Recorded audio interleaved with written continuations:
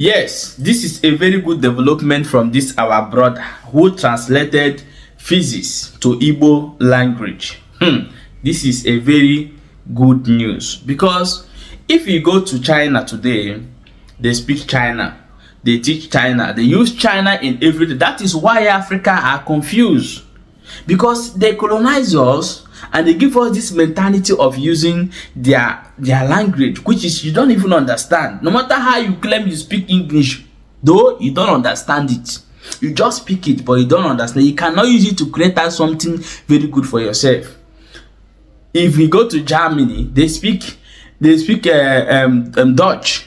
You go to Italy, they speak Italo. You go to other countries, France, they speak French. So why can't we use our own language to teach our children? Do you know that some people that live in a city like, let me use Imo State as an example, some of their children do not speak Igbo.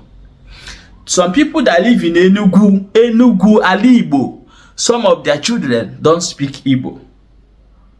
I love Yoruba in this very way. Yoruba don't lose their language anywhere they find themselves.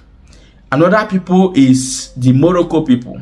Whenever you find Morocco person in anywhere in the world, the children are speaking their language, which is they're speaking Arabic. So why is it that we can't use our own language in our school, teach our children in nursery school, in primary school, so that they can be able to understand how science and technology work? Because it's something that you understand, you create out something from it. So this our brother now translated physics to Igbo language, which is you can now understand the meaning of physics and what is it all about. So it's a good move. I want you to watch the video, and before we come back, we will continue. Ndị China na-arụpụta ihe niile dị anyị ji eme ihe. Ọtụtụ ekwentị anyị na-eji eme ihe, akụrụngwa dị iche iche anyị ji eme ihe bụ China ka eji arụ ya. Ọ bụ asụsụ China ka ha ji mụọ ya. Ihe ọ bụla ha na-amụ bụ asụsụ China. Ha na-ebido n'obere jiri asụsụ China wee na-akụzi ihe. Ụmụnne m, ekene m unu. Nwanne anyị nwoke a mụ na ya na ebe a bụ nke unu ma n'ilu akwụkwọ egosipụtalụ. Ezigbote afa ya bụ Maazị Ogbonna ya ka eji mara ya n'ilu akwụkwọ, mana ọ ga-agụ onye mepezi ọnụ ya kwuo ezigbote afa eji mara ya. Maazị Ogbonna ya ka eji mara ya. Nwanne anyị nwoke a bụ ofu onye na-ekwu eziokwu na-ada asa anya. Eziokwu ọ na-ekwu abụrụ ka o kwuo maka na ọ ma onye bụ maka o kwuo ma na ọ marọ gị, na ka ọ gwa gị ihe anyị kwesịrị ịma na ụfọdụ ụmụnne anyị nwee ndị eziokwu adị mma n'alụ, mana anya nwe na onwe ya chọrọ ịma na ọ dị gị mma ma ọ dọrọ gị mma. Ihe ọ bụla ọ na-eme bụ maka ọdịmma ndị Igbo. O wee wepụta akwụkwọ nke a unu na-afụ akpọ physics, o tinyezi ya n'asụsụ Igbo, nke bụ na onye ọbụla ga-agụnwuzi ya, nke a bụrụ na ịma oyibo na ịmara oyibo, maka na o nwere ife makarịsị asụsụ mmadụ. Ihe ahụ iji asụsụ gị wee mụta ọ na-aka mma karịa nke ahụ iji oyibo, mana mụ na ndị be anya mma ya. Nna m ndewo. Daalụ, odogwu. Kekwa nke ime. Ya gazie mma. Ndewo. Ya gazie. Biko, ka ogodo ndị be anyị obele gbasalụ ihe physics a. Kedu ihe butelu nya bụ ife iji wee bịa chepụtaba, kedu ka ị ga-esi wee mee ya eme? Otu n'ime ya bụ na asụsụ Igbo na-anwụ anwụ. Ọtụtụ ndị be ya na-enwe mmasị ihe gbasara asụsụ Igbo, nke mere na ndị otu na-akpọ UNESCO na-ekwu sị na Igbo ga-anwụ na Igbo ga-anwụ. Ọ bụ niile tụkwa anya ka o si wee dị hụ na ọ kwa eziokwu. Ọ bụ na ndị Igbo sị na ọ bụ na agwọ eme ihe o ji bụrụ agwọ, ụmụaka eji ya hie nkwuche na ọ bụ eriri. Bịa sị na ọ bụ na ndị Igbo eme ihe ha kwesịrị ime na ihe gbasara asụsụ Igbo, ọ ga-anwụkwa. Ọ bịa mere nji wepụta nke a bụ nke mbụ. Nke abụọ, ndị China na-arụpụta ihe niile dị anyị ji eme ihe. Ọtụtụ ekwentị anyị na-eji eme ihe, akụrụngwa dị iche iche anyị ji eme ihe bụ China ka eji arụ ya. Ọ bụ asụsụ China ka ha ji mụọ ya. Ihe ọbụla ha na-amụ bụ asụsụ China. Ha na-ebido n'obere jiri asụsụ China wee na-akụzi ihe. Abịakwana ndị mba Japan, ọ bụ asụsụ a na-akpọ Japanese ka ha ji eme ihe. Abịakwana ndị mba French, ọ bụ asụsụ French ka ha ji eme ihe. Ọ bụkwa na mba ndị enwekwa nke na-akpọ Spanish, ọ bụ asụsụ Spanish ka ndị dị otu ahụ ji eme ihe.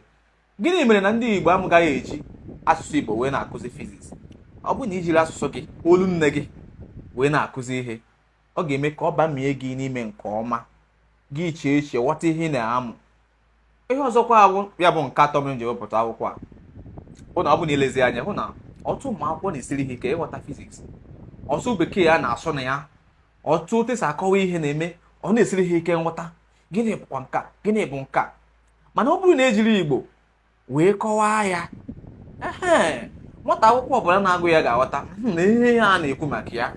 Dịka ihe atụ, ọ bụ na ezi ka kọrent, akpọrọ m ya njem ọkụ.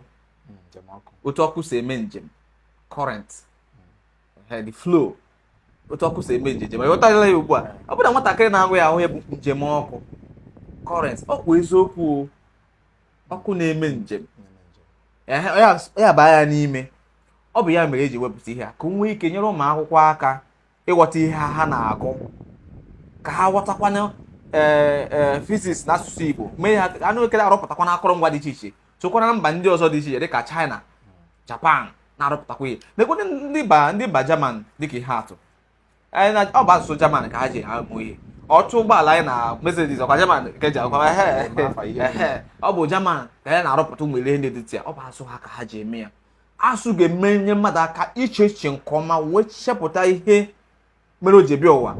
Ọ mata ihe bụ ebumpụta ụwa ya, ọ mata ihe bụ akara aka ya dịka ndị Igbo si kwu ya, jiri ya mepụta ihe ga-abara ọha na eze uru. Ọ bụ ya mere eji ewepụta ihe ka asụsụ Igbo ghara ịnwụ, ka asụsụ Igbo nwee ike mụbaa, ka asụsụ Igbo nwee ike soro asụsụ ndị ọzọ dị iche iche na-asọ mpi.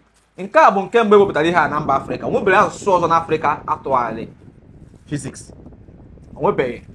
Nke a bụ nke mbụ, ya bụ asụsụ Igbo bụ asụsụ mbụ n'Afrịka, asụsụ mbụ na mba Afrịka niile asụgharịrị ihe bekee gaa na ya iji mee ka ọ dị mfe. Nke a bụ nke mbụ.